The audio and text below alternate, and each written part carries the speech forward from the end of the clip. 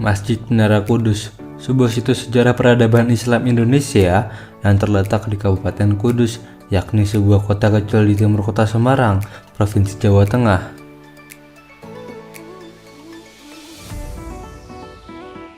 Untuk mencapai Kabupaten Kudus dari kota Semarang, diperlukan perjalanan kurang lebih 62,5 km dengan melewati Kabupaten Demak. Akses menuju Kabupaten Kudus sendiri terbilang strategis karena kota Kudus sendiri merupakan daerah lalu lintas yang terhubung dengan daerah-daerah sekitarnya menuju ibu kota provinsi.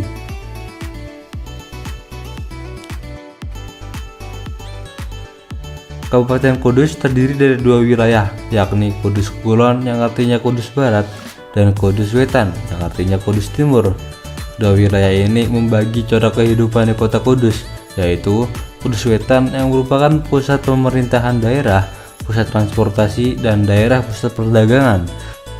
Sedangkan Kudus Kulon merupakan wilayah kota lama yang masih sangat kental akan corak Islam dan adat istiadat, termasuk Masjid Menara Kudus yang terletak di Kudus Kulon.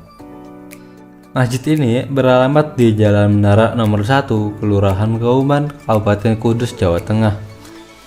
Rute menuju Masjid Menara Kudus sangat mudah. Jika bergerak dari alun-alun Kudus, akan menempuh waktu perjalanan kurang dari 10 menit saja. Dari gerbang kota Kudus belok ke kiri, kemudian ambil arah yang ke Jepara. Ketika tiba di Lamperah, terus saja lurus. Pada pertigaan jalan belok kanan, selanjutnya tinggal mencari lokasi di mana Masjid Menara Kudus berada. Setiap tempat wisata di Kabupaten Kudus memiliki jam buka dan tutup yang berbeda-beda.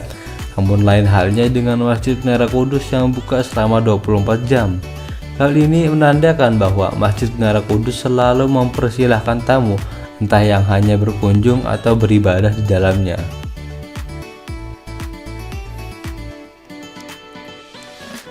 Untuk harga masuk ke Masjid Menara Kudus adalah Rp0, yang artinya siapapun bebas masuk berkunjung dan beribadah, bahkan ziarah ke makam Sunan Kudus. Akan tetapi, pengunjung hanya akan dipungut biaya terkait parkir kendaraan. Adapun fasilitas yang tersedia di Masjid Menara Kudus antara lain area parkir kendaraan, toilet, serta tempat wudhu yang luas.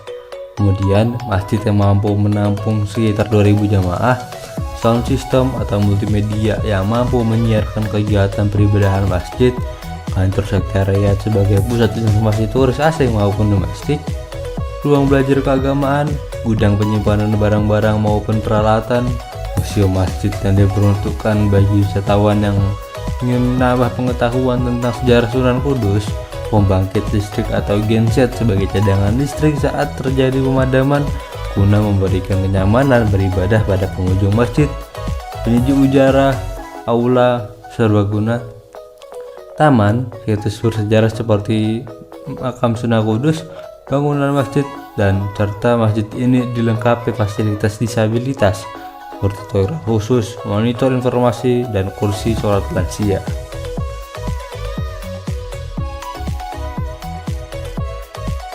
Selain sebagai tempat wisata, tentunya lepas dari fungsi masjid pada umumnya, yakni Masjid Menara Kudus sebagai tempat beribadah dan kegiatan keagamaan masih sangat rutin dilaksanakan, antara lain penyelenggaraan hari besar Islam, pengajian rutin, pemberdayaan zakat, infak, sedekah, dan wakaf, pelaksanaan sholat fardu dan Jumat, penyelenggaraan dakwah Islam atau tabligh akbar, penyelenggaraan kegiatan pendidikan yang berupa seperti TPA, madrasah, pusat kegiatan belajar masyarakat, dan pembimbingan mu'alaf.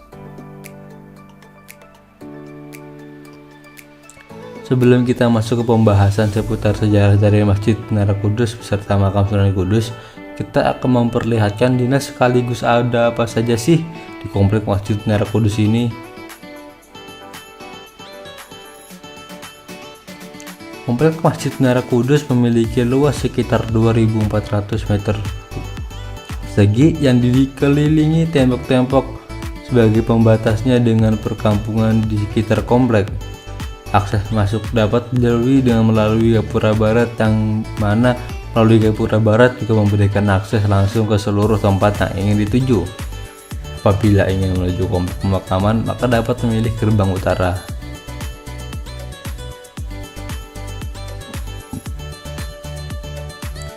Masjid Menara Kudus merupakan bentuk nyata dari akulturasi antara Islam dengan Hindu. Namun, Masjid Menara Kudus ini memiliki orientasi utama yang selalu mengarah ke kiblat atau menuju Ka'bah Mekah. Hal ini mengungkapkan bahwa Masjid Menara Kudus lebih condong atau berpedoman pada ajaran Islam di samping dalam bentuk arsitektur yang lebih mengarah pada percampuran dua kebudayaan. Masjid Menara Kudus menerapkan konsep dari arsitektur Islam yang dapat dilihat dari beberapa aspek secara umum, yaitu aspek pertama, yakni perpaduan antara Hindu dan Islam. Aspek Hindu tercermin dalam bentuk bangunan seperti pura, sedangkan aspek Islam diketahui dari penggunaan fungsi masjid sebagai tempat peribadahan umat Islam. Aspek kedua yakni bentuk atap, yang mana atap masjid terdiri dari tajung tingkat 2 dengan 4 kolom sebagai penopang, dengan atap kubah yang letaknya pada bagian serambi masjid dan di sekelilingnya terdapat atap pelana yang melengkung serta atap datar.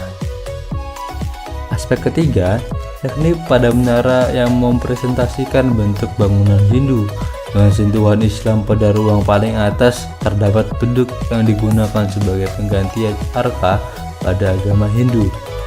Aspek keempat yakni serambi yang berjumlah 2, yakni di depan dan di tengah, yang dimana setiap serambi ini terdapat kori agung atau gapura.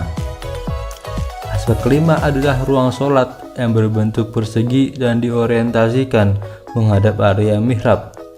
Aspek keenam yakni mihrab yang terpisah dengan mimbar yang biasanya digunakan untuk ceramah dan kultum.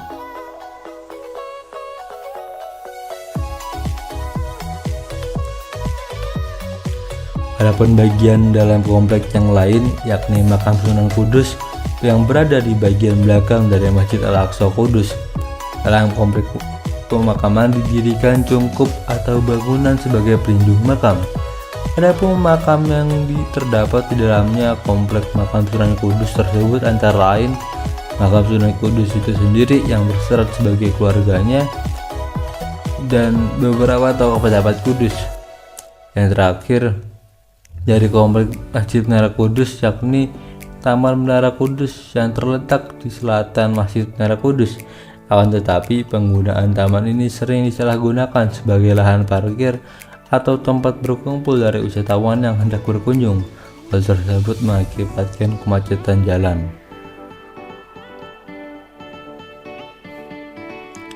Masjid Menara Kudus memiliki sejarah yang kaya dalam pengembangan Islam di tanah Jawa.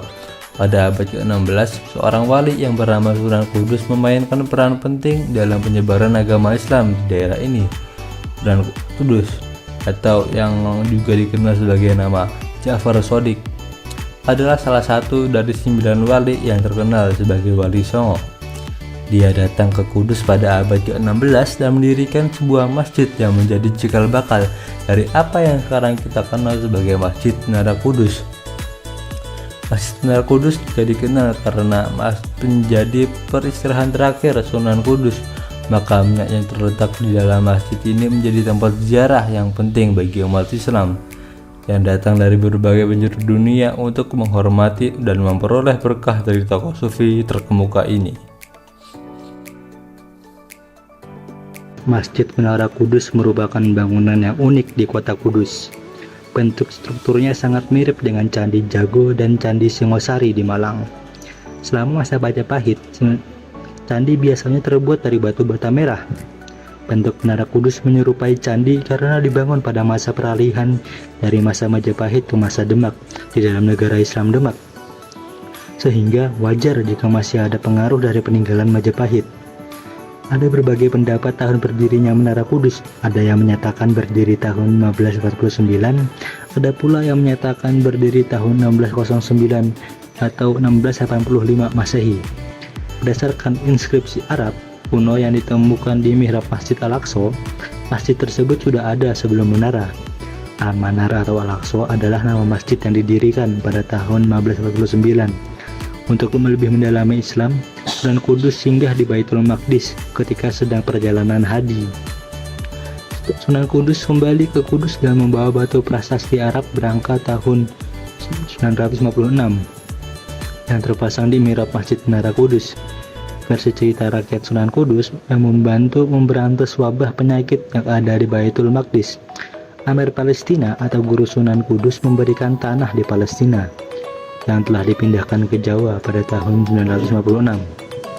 Menurut Kasadi, dikutip dari Roshid, pada mulanya Menara Kudus merupakan bangunan mirip dengan menara yang dibangun oleh komunitas Buddha di Kudus sebagai tetenger. Sunan Kudus menggunakan bangunan tersebut untuk dakwah. Selain berfungsi sebagai tetenger, konstruksi menara tersebut melambangkan keharmonisan masyarakat Kudus kuno. Menara Kudus disebut sebagai aksis mundi atau pilar kosmik, yang artinya menghubungkan surga yang tempat menjadi orang pergi setelah meninggal. Menara Kudus sendiri menjadi pusat peribadatan bagi masyarakat Kudus kuno. Renovasi pertama gapura Masjid Al-Aqsa terjadi pada tahun 1211 Hijriah. Masjid Al-Aqsa mengalami renovasi pada tahun 1919 dan 1927 untuk bagian belakang, dan tahun 1933 untuk bagian depan dan serambi. Renovasi tajuk dilakukan pada tahun 2013 dan Pawastren untuk sholat wanita mengalami renovasi juga pada tahun 2011. 10.000 batu bata merah digunakan pada Juni 2014 untuk pemugaran menara dari bagian tengah hingga bagian bawah. Untuk menghindari efek penggaraman pada semen, pemasangan batu bata menggunakan campuran pecahan batu bata dan gamping.